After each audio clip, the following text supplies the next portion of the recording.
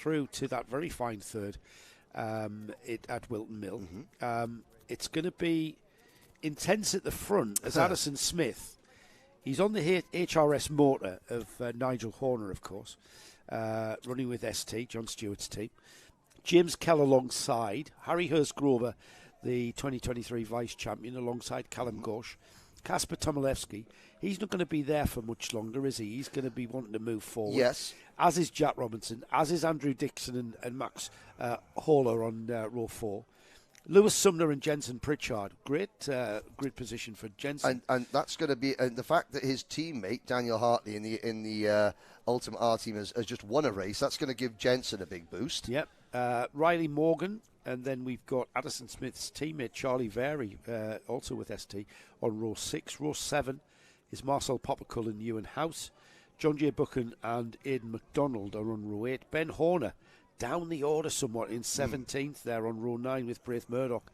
Luke Sawyers and Sam Green Gomez are on row 10. Row 11 is Molly Pugh and Lewis Holt. Then we've got Gregor Reid and Calvin Moffat on row 12. Row 13, Leon Barlow and Logan Howes. Archie Doherty and Aston Brown are on row 14. Then Harrison Purnell and Elliot Foster row 15. And then rounding off what is a 32-cart field. Looking great there in the collecting area is Emily Cooper. Emily Cooper's not here. Yeah, she's... hello, Emily, at home with a light concussion. How are you? So it's 31 Christian carts that will take this. Stefanoff. Christian Stefanoff. He's going to round the field. I hope Emily is feeling a bit better after that. I was told that she's fundamentally fine. All right, okay, but a knock to the head, his parents think you might have knocked some sense into her and she might want to take up netball or something like that. No, that's terrible. No. Get off your phone, Emily. Yes, and watch. Watch the racing. Yeah. Sorry, I said that out of just you. I'm used to saying that to my teenagers. Yeah, exactly. Just get off your phone. Yep. Simple. No, I'm not on the phone. Oh, yeah. So sorry. I just you walk into a room, get off your phone. Oh, sorry. I didn't realise that you were studying or actually looking at a piece of paper or something. It's just a natural reaction. Yeah, you sit down, don't you? I love our family chats, all three of them. So. Yeah, as we.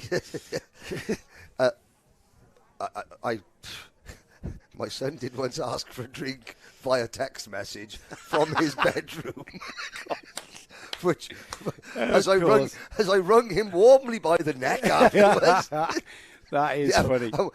We only live in a flat. We didn't have any stairs. Yeah, you didn't even have to go upstairs or downstairs. Yeah, ping, ping. Funny. That's funny. Dad, can you get me a drink, please? That is funny. We've got a bit of delay, and that's because we're recovering carts out on the track. So just to remind everybody we're at round 2 here at GYG, Glennycoes. Round 3, end of April, is up to Warden Law. And then from the northeast coast, we head across to the northwest and Rowra up in the Lake District. That's on the weekend of the 22nd and 23rd of June. We have a bit of a lull between June and the middle of July where we go to Fulbeck for round 5.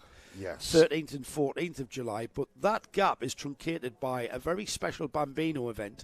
Indeed. It's the special MSUK Bambino event at PF.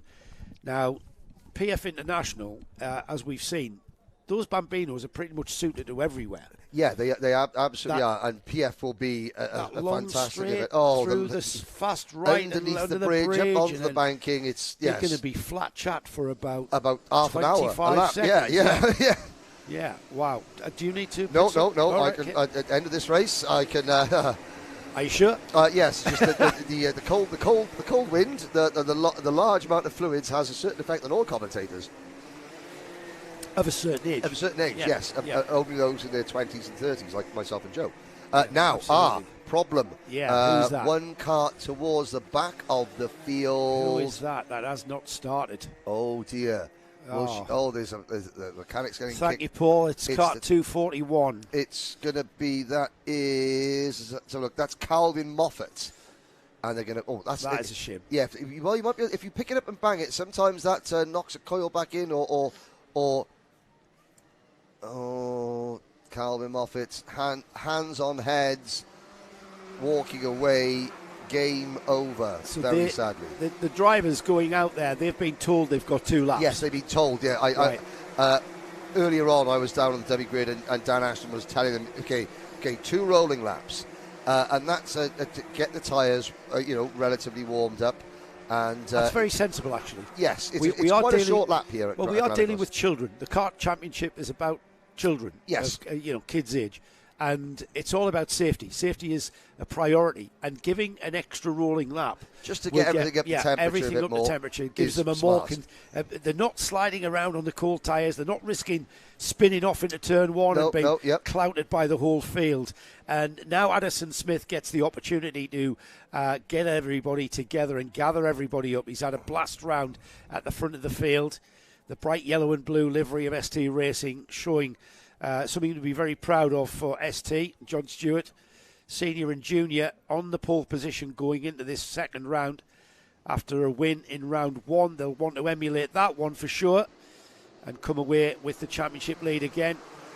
We are racing, we've got a green flag, and side by side up the Dragon Straight towards Spoon. Suddenly it says false start. False start, is it? Yeah, the marshal there on the outside of the... there it is, I see that. There's the yellow and green chevron flag. I did see Addison Smith not in the tram lines there. He was more to the left. Well, that could be a very fortunate false start. I know why, because around the outside, it's very similar to turn one at Warden here. Yeah. It's a very fast first turn. Yes, and when you can have a massive amount of speed around the outside. And if you stay sort of just outside the racing group, but before you get on the marbles, you can maintain that momentum and pin the person on the inside line a bit towards the curbs. And I think Addison Smith is fully aware of that, and that's why he moved across on James Kell before the line, though. And I think that's probably why we didn't like that. See how he's out of the tram line he's out slightly? Again. And this time he does sort of get the drop on James Kell. James Kell can't get around the outside to the extent that he did. In fact, Kell has lost second place. In fact, Addison Smith, I think, has lost the lead. And that's Addison Smith has lost a lot. I think he's been nudged, hasn't he, by his body language. He did not do that on his own. Oh, he's down to almost last. Okay, well, let's have a little look at how far he can recover. But certainly, I couldn't quite see who the person was rushing away from the scene of the crime. That happened beyond over the brow of the hill just to us. Off our cameras. Coming into the braking area. That's left 4 carts free of the rest. Oh, and there's a change for second there, right at the very last corner. Let's see who it is. It's Hurstgrover leading Tomelewski. It was that snatched that second place. James Kell, Callum Ghosh, Lewis Sumner, Andrew Dixon, Max Horler, Riley Morgan, Jensen Pritchard, and Charlie Very keeping the ST Racing team in the top 10 there after that tragic incident there that got Addison Smith pushed out and off the track. Well off the track. Yeah, let's see. So we've got 20. I mean, I'm inclined to maybe not trust the timing monitor on the side of our screen. Yeah, it's not been scraped very well, is it? But our timing screen. Let's have a little look. Where at the end of lap number 1, just for posterity's sake, where is Addison Smith at the end? 27th. So we did have a couple of non-starters. 29. So we lost Calvin Moffat. So that was down to 30, and somebody else hadn't started either. But so 27th. Let us see how long it takes him to catch up into a second last. But he's already up to 24th. Six side by. I mean, I'm not saying he's going to catch this lead group, and we're looking at Harry Hurstgrover and Kacper Tomelewski trying to pull away a little bit from the cutting edge racing number 288 of Callum Ghosh. Then it's James Kell in 4th, followed by Lewis Sumner, Andrew Dixon, Max Horler, who was just Andrew Dixon just set the fastest lap. Horler, Riley Morgan, Jensen Pritchard, and Ben Horner, your top 10. I have to say, though, and there's a few more. That's the 245 car. Is that Lewis Holt? That was 245. Let's have a little look at the. That's Lewis Holt. Oh, he's devastated, isn't he? He's had a cart over He's had a cart over the front of the 245. The fairing loose. Yep. And, so that's an indication that he's had heavy contact there with something. And that's coming out of that. That's where the drivers are now. So it's coming into this corner. You can see we're obviously one driver up over the other, and still Lewis Holt is. Lewis, you've got to just go and find a tyre barrier to kick, and then have to just look forward to the next one. That's all you can do. Right, Tomelewski, he's the kart in second place behind the number 2. Tomelewski second in the championship coming into this second round. He's got James Kell right with him, though. Tomelewski challenging that number 2 of Harry Hurst-Grover. Down the hill to the carousel they go. Tomelewski looking like he wants to get by. He knows who's behind him. James Kell very, very quick indeed, and he'll want to clear Harry Hurst-Grover. Harry Hurst-Grover says, no, I'm quite fine here, just holding you all off. We've only got 6.5 minutes remaining, so we've still got more than half of this junior Rotax final to go. Jensen Pritchard's dropped the 30. Oh, there's the lead. Change. There it goes. Tomelewski and James Kell. Oh, no, he's not. That is tragic again. Oh, and there's a big hit. A big hit there. And that's a big knock. I'm not quite sure of the number, but it was somebody like Andrew Dixon. I think it was a 225 of Andrew Dixon. And what happened is that, and he's he doesn't know what happened there. But, I mean, as Tomelewski went for the move on Grover, Callum Ghost tried to make a look at it. I think we're going to have a little look back at that now. And see what happened. They come off, they connected. He went up on the back of one another and conjoined. He sprang off and was kind of not really in control there as the cart went to the right. As Callum Ghost's cart was released off the back bumper of Tomelewski's cart. He fired into Dixon, didn't he? Dixon was committed at the inside, and and the only reason that Callum Ghost got caught up on the back of Harry Hurst-Grover's cart was because Harry Hurst-Grover was a little bit slow coming off the final corner because he'd just been passed by Tomelewski for the race lead. So kind of that concertina effect. And Tomelewski, he just went for the move. It wasn't anything untoward. No, that was clean. That was clean. And Harry Hurst-Grover sort of ran a bit wide, then sort of came back online, and Ghost just had the momentum and was there, and just literally sort of rode up over the back of him. We say this all the time, don't we? These drivers are absolutely flat shot. Yes. I mean, the top speed there going over the brow is about 70 miles an hour here at Granite Gorse. So at this point here, these carts are doing 65 to 70 miles an hour as they go into that braking area. Absolutely. And they are literally inches and centimetres apart. So when they do have it coming together, we kind of take it for granted that they're going to go round and round, but then, there is a coming together. And it's not deliberate, it's just racing. And that happens. Yes. And as a driver, you have to get used to the knocks and the disappointments. Indeed. And the character building sessions that you're going to have forever in motorsport. Yes. Joe, is that Addison Smith is now 17th, and he is about, he did have a 1.4 second gap between him and the 16th place cart of Ethan House. That gap is now half a second in the space of one lap. So as you're looking there, the camera can just sort of you can see all the carts flashing across, and then there's a gap there, and then you can see Addison. So Addison Smith is going to catch a whole group of drivers there's a potentially for a top 10 finish. There's a train of carts just off the back of these three. If we can just try and grab them, our cameramen. There they are. Yep. That group there. And then there's a gap. There's Addison Smith. There's Addison Smith. He's about to catch them, so there's one of the drivers in front of him. That's the train we want there, that's just ahead of that one. And the driver in the blue race suit, the yellow car, the blue race suit, coming across the line now.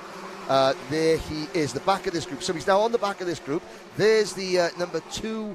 It's the 215 cart of Addison Smith. He's up the inside. Now, this will be a good example. So he's fired up. He's a lot quicker than these drivers. This is where we talk about not losing momentum. You've got to catch a driver, pass them straight away. So you've got to pass them straight away. So his next victim will be the number 226. That will be Ewan House. So he's got to go up the inside, coming into not this corner but into the final corner. He's already moving his cart around. He can't afford to lose time.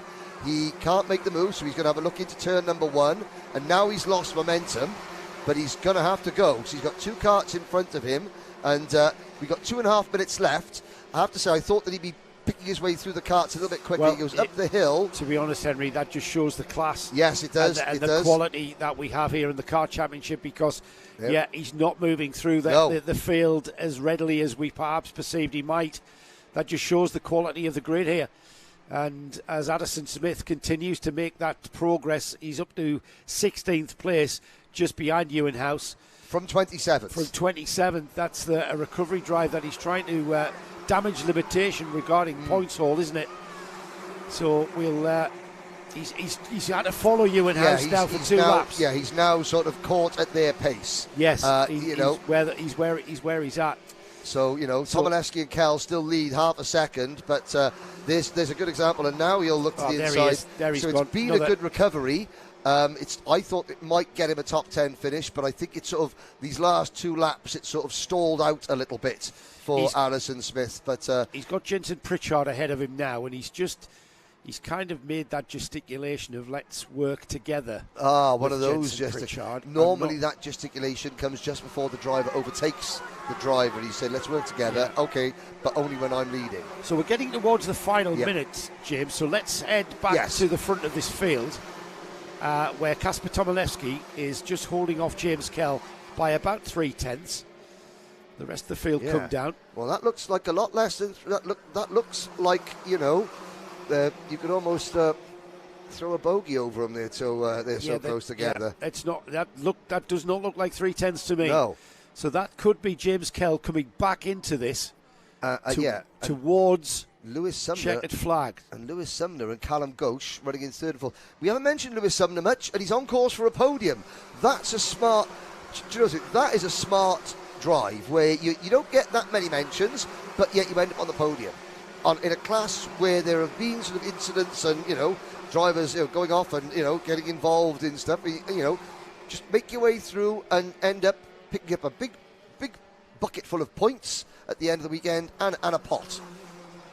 Great driving. Left it to the final, hasn't he? Yes. Now then, they're right on the cusp of getting to the line, right on the time when we run out of time. We've got 10 seconds. 9, 8, 7, 6, 5. I think it's going to be last lap board. I think it's going to be last lap board. Oh, look at that, right on the cusp. Oh my goodness, that was right on it. Well, did they it's get last lap? It said last lap. They didn't get the last lap board, but they would have seen the. Maybe the board didn't go up, but there is that digi screen. We didn't see whether the digi screen showed the last lap board or not. Now, if James Kell thinks he's going to sit there until the last lap board, he's going to be disappointed to see the checkered flag next time by, because the last lap has been defined by the timing screen. So they were literally microseconds off the line when they crossed the line. So it is the last lap, and this is Kacper Tomelewski about to take round 2 and the lead of the championship going into round 3. Here we come then across the line. And it. Oh no! It's checkered flag. Well, they haven't seen the checkered flag. No, they have not. So the drivers are still racing. As a race driver, you race to the checkered flag now. Can you spell controversy? No, I can't. I'm not sure whether the digiboard showed the checkered flag. I mean, we'll see now. The manual checkered flag didn't we can't fly. see the digiboard. I mean, James Kell certainly made the move. I mean, and they certainly show no signs of easing back. Are we going to see Tomelewski? I mean, Tomelewski's going to try and make the move. Tomelewski is there. They're not going to peel into the pits now because they think they're still racing. And now let's try again. Now the checkered flag comes out. So we will have to see. One timing screen says Tomelewski, but the drivers will say we race to the checkered flag. Yeah, the drivers may race to the checkered flag, but the result will be called from that previous lap. And the problem was that the drivers were crossing the line right at the point, literally microseconds before the last lap board came out.